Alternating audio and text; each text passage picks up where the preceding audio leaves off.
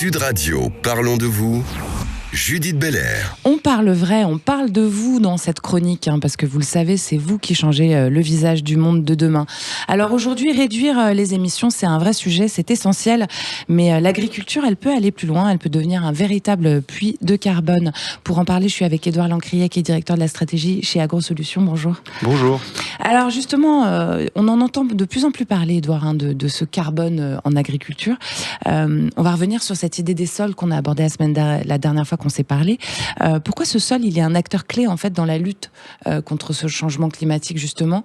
Vous l'avez expliqué la dernière fois, il y a l'érosion, la richesse des sols qui est nécessaire aux nouvelles cultures, mais il y a évidemment d'autres sujets importants que vous pouvez développer aujourd'hui.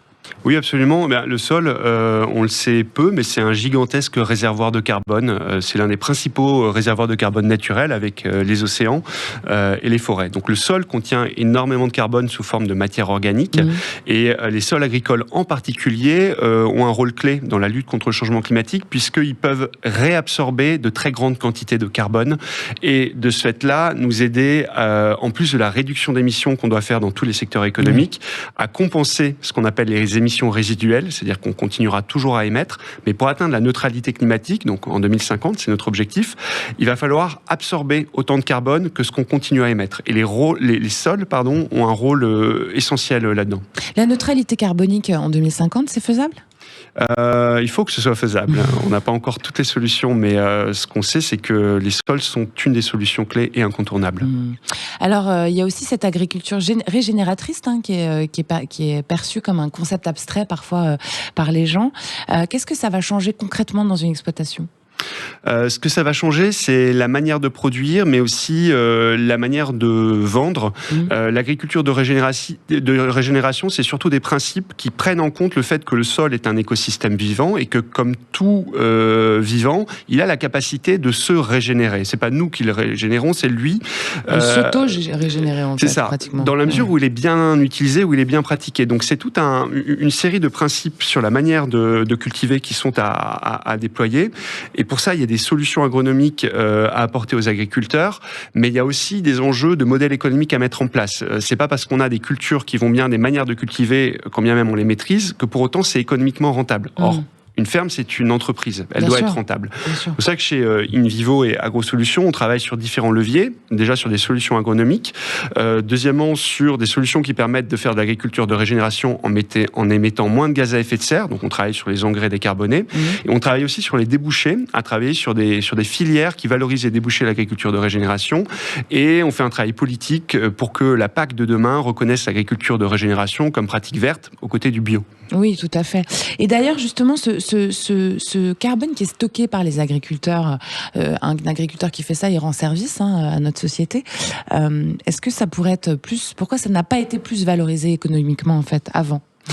Ça, c'est une très grande question. En fait, dans l'histoire économique, on n'a jamais valorisé les biens publics ou très rarement. Le carbone, les sols sont des biens publics. Donc, en fait, on a des systèmes productifs qui puisent dans un élément qui n'est mesuré aucunement, qui est le capital naturel au sens large.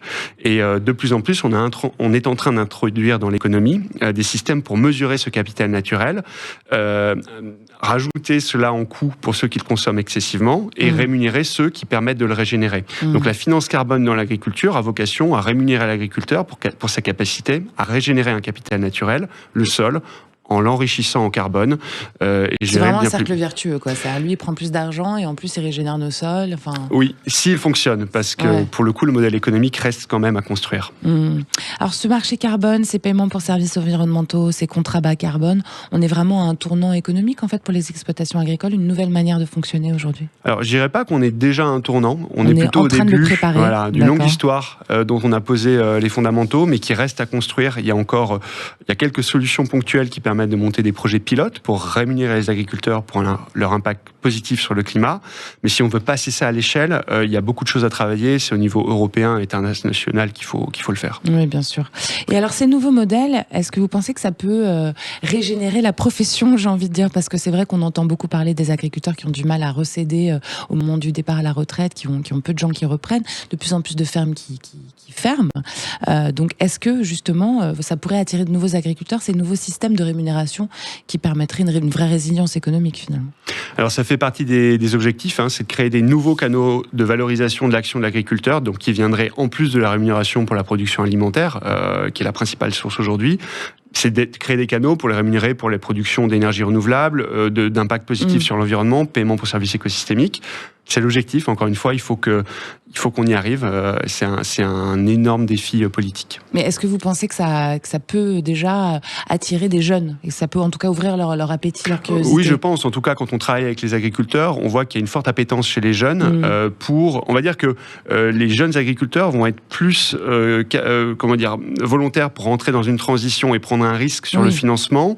Là où plus on avance en âge, moins l'agriculteur ira spontanément. Il le fera uniquement s'il est payé, voire largement payé pour le faire, ce qui peut tout à fait se comprendre. Merci beaucoup Édouard Lancrier. Je rappelle que vous êtes directeur de la stratégie chez AgroSolutions. C'était fort intéressant.